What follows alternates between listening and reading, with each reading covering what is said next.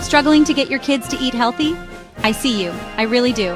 One minute you're a culinary genius who just made the perfect nutrient-packed meal, and the next you're negotiating with a tiny dictator who insists that chicken nuggets are a food group. And don't even get me started on broccoli. It's like the arch nemesis of childhood. But here's the thing, and it's a big one. As a mom, you have the power to shape your child's eating habits for life. It sounds like a lot of pressure, I know, but it's also an incredible opportunity. And before you think this is another one of those videos where someone tells you to just, make it fun, and then shows a picture of a salad that looks like a Picasso painting that took 3 hours to assemble, don't worry, I'm not about that life. I've got 2 hands and a limited supply of patience, just like you. So today, we're going to talk about real-life, practical tips that actually make a difference. No kale-related miracles, no forcing anyone to eat anything. Just simple, doable strategies to help you raise kids who are happy, healthy eaters. We're going to cover everything from the power of your own example to making food look less like, well, a vegetable. We'll get into the psychology of a picky eater and how to turn your kitchen into a place of fun and discovery instead of a battlefield. So grab your coffee. Maybe hide your secret stash of chocolate where the kids can't find it, and let's get into it. Because you've got this, and I'm here to help. Let's start this journey together. All right, first up, and this one is huge, you have to be a role model. I know, another thing to add to the list of ways we have to be perfect, but kids are basically little spies. They see everything. They're watching you when you say you're just having a salad, but then you sneak 3 cookies in the pantry. They see that. They're little detectives, and their main case is, what is mom really doing? So you have to show them how much you enjoy healthy food. Really sell it. When you eat an apple, make it an experience. This is so crunchy and sweet. Talk about it. Kids copy what you do. Your actions speak louder than any lecture you could ever give about vitamins. If they see you genuinely enjoying a plate full of colorful veggies, they become curious. They think, hey, what's she got over there? It must be good if she's making that happy sound. Show them that eating healthy isn't a punishment. It's just eating. It's delicious and it makes you feel good. So lead the way. Eat those fruits, those veggies, those healthy meals with enthusiasm. Even if you have to fake it till you make it a little at the beginning. They're watching. Always watching. Okay, let's talk about the kitchen environment. Think of your kitchen like a grocery store, and you are the manager. What you put on the prime shelves, the ones at eye level, is what's going to sell. It's the same for kids. If the first thing they see when they open the fridge is a row of sugary yogurts and juice boxes, that's what they'll ask for. It's not their fault, it's just prime real estate. So, you need to become a master of product placement. Make healthy foods available and unavoidable. In a good way. I'm talking about a big, beautiful bowl of fresh fruit right on the counter. Apples, bananas, oranges. Make it look like a centerpiece.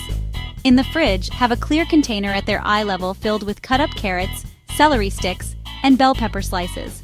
Have some hummus or a healthy dip right next to it. Keep healthy snacks within easy reach in the pantry. If it's easy for them to grab a bag of baby carrots or a handful of whole grain crackers, they will. You're making the healthy choice the easy choice. It's a simple switch, but it is a game changer for those I'm hungry moments. Here's a fun one. Get your kids involved in the kitchen. I'm not saying you should hand your 5-year-old a butcher knife and a whole chicken. Let's be reasonable here. But there are so many things they can do. Think of them as your little sous chefs. Let them help pick out groceries. When you're at the store, let them choose between red peppers and yellow peppers. Give them a sense of ownership. You picked this broccoli, so we're going to cook it for dinner tonight. It's amazing how their investment in the food grows when they had a hand in choosing it. Once you're home, give them age-appropriate jobs. Little ones can wash vegetables in the sink. It's basically just supervised water play, and they love it. They can tear up lettuce for a salad, stir ingredients in a bowl, or sprinkle cheese on top of a casserole. When they help make the meal, they feel a sense of pride. They're not just being served a plate of mysterious green things. They're eating the masterpiece that they helped create. And trust me, when they help make it, they are so much more likely to eat it, or at least try it, which is a huge win. Mealtimes can sometimes feel like a high-stakes negotiation, right? You're trying to get them to eat 3 bites of peas and they're acting like you've asked them to solve a complex algebra problem. It's exhausting. So, let's change the atmosphere. The goal is to make mealtimes positive. This starts with one simple but difficult rule. Turn off the screens. No TV, no tablets, no phones at the table. I know it's tempting to use them as a distraction, but it just teaches kids to mindlessly shovel food in without paying attention to what they're eating or if they're full. Instead, use that time to connect. Eat together as a family whenever you can. Talk about your day. Ask silly questions. Keep the conversation light and upbeat. This is not the time to bring up the bad grade on the spelling test or the mess in their room. The dinner table should be a safe, happy place. When the environment is relaxed and pleasant, kids are less likely to be stressed and therefore less likely to be resistant to trying new things. A happy table truly means happy eaters. You're not just feeding their bodies, you're feeding your connection with them. Let's talk about variety. It's so easy to get stuck in a rut making the same 3 or 4 meals you know your kids will eat. Pasta, chicken nuggets, pizza, sound familiar? But exposing them to a wide range of foods is key to developing an adventurous palate. So, mix it up. Serve different fruits, veggies, whole grains, and proteins. Don't just serve steamed broccoli every time. Try roasting it with a little olive oil and garlic. Offer different kinds of apples, different shapes of pasta, different types of fish. Now, here's the most important part of this. Don't get discouraged. You might serve roasted sweet potatoes, and your child will look at you like you've just served them a plate of orange rocks. That's okay, it can take up to 15, yes 15, tries for a child to accept a new food. 15, that's a lot of attempts. So don't give up after the first, second, or even 10th time. Just keep offering it in a low-pressure way. Put a small piece on their plate alongside foods you know they like. Eventually, that strange new food will become a familiar, safe food. Patience is your superpower here. This is a big one, and it goes against every instinct we have as parents who just want our kids to be nourished. But you have to let go of the power struggles. Don't force or bribe your kids to eat. The Clean Your Plate Club is officially disbanded. Forcing a child to eat something they don't want to creates a negative association with that food, and sometimes with mealtimes in general. It turns the dinner table into a war zone, and nobody wins that war. You'll both just end up frustrated and upset. The same goes for bribery. Saying things like, if you eat your green beans, you can have dessert seems harmless, but it sends the wrong message. It teaches them that vegetables are the chore you have to endure to get to the good stuff, the reward. It puts dessert on a pedestal and makes the healthy food seem even less appealing. Instead, trust your child's appetite. Offer small portions of new foods. Let them decide how much to eat from the healthy options you've provided, and serve dessert occasionally, regardless of what they ate for dinner. It's about teaching them to listen to their own bodies. Let's be honest, some healthy food just isn't that visually appealing to a kid. A pile of spinach looks like, well, a pile of wilted leaves. But you can be a food artist. Make healthy foods fun. You don't have to spend hours creating intricate bento boxes, but, a little creativity goes a long way.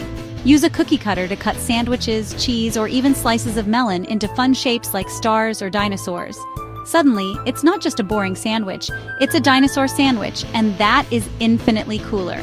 Get creative with presentation. Arrange broccoli florets on a plate to look like little trees. Make a smiley face on a plate of oatmeal using berries for the eyes and a banana slice for the mouth. Give foods silly names. Call the broccoli trees dinosaur trees. Call cauliflower white clouds or brain food. The more fun and playful it seems, the more likely kids are to let their guard down and give it a try. You're transforming the food from something they to eat into something they to play with and explore. It's all about marketing. Kids are curious, and honestly, they love understanding how things work, including their own bodies.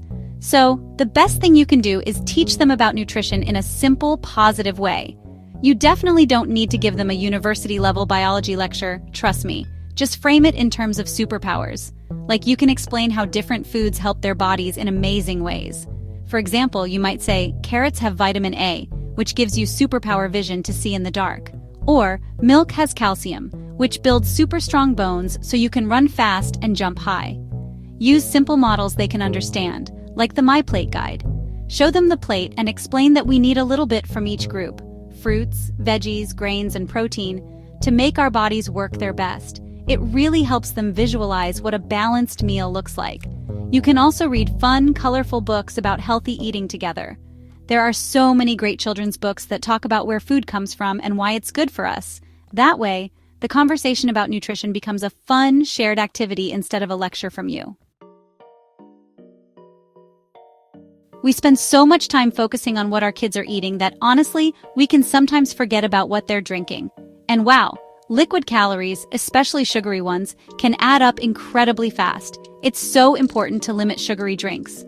The number one best, most amazing drink for everyone is good old-fashioned water. Make water the go-to drink in your house. You can have cool water bottles for them, add slices of lemon or cucumber to make it fancy water, and always offer it with meals and snacks. Now let's talk about juice for a second. It's tricky because it comes from fruit, so we think it's super healthy. But even 100% juice is basically just sugar and water without the fiber that makes whole fruit so good for you. It's okay as an occasional treat, but it really shouldn't be a daily staple. The American Academy of Pediatrics recommends limiting it to just a few ounces a day for young kids. And as for soda and other sugary drinks, just skip them. They offer zero nutritional value. By making water the primary beverage, you're setting a foundation for healthy hydration for life. Okay, let's address the elephant in the room, the picky eater. It can be honestly one of the most frustrating phases of parenthood. One day your child loves bananas, and the next they act as if you've offered them poison. First, take a deep breath. It's normal. Most kids go through a picky phase, especially toddlers. The most important thing you can do is handle it with care and stay calm. Getting anxious or angry about it will only make them dig their heels in more. Your calm is contagious. Remember, this phase will pass. It's often about control and independence, not just the food itself. So, continue to do everything we've talked about. Keep offering a variety of healthy choices without pressure. A great strategy is to always include at least one safe food on their plate, something you know they like. That way, you know they won't go hungry, and it takes the pressure off the new food. Pair the new food with their favorite. A little bit of roasted carrot next to their beloved mac and cheese is much less intimidating. Be patient, be consistent, and know that you are not alone in this. And there you have it. 10 real doable ways to help you on this journey of raising healthy eaters. It's not about being a perfect mom with a perfect eater. It's about progress, not perfection. Remember, every healthy choice is a step in the right direction. Every time you offer a vegetable, every time you have a positive mealtime, every time you get them involved in the kitchen, you are winning. You are laying down a foundation of health, one small brick at a time. It might not feel like it in the moment, especially when you're scraping untouched peas into the compost bin, but you're making a difference. So please be kind to yourself through this process. There will be good days and there will be days where everyone just eats buttered noodles, and that is okay. With patience and consistency, you'll help your kids build habits that last a lifetime. You are teaching them to love and care for their bodies, and that is one of the greatest gifts you can ever give them. You have the power to influence their future health and happiness in such a profound way, and you're already doing an amazing job just by being here and wanting to learn. So, take a deep breath. Pick one thing from this list to try this week. Just one. Start today and watch your kids bloom into healthy, happy eaters. You can do it. And don't forget to be kind to your kids and to yourself. And maybe dance a little in the kitchen while you're at it. Thanks for watching, everybody. See you next time.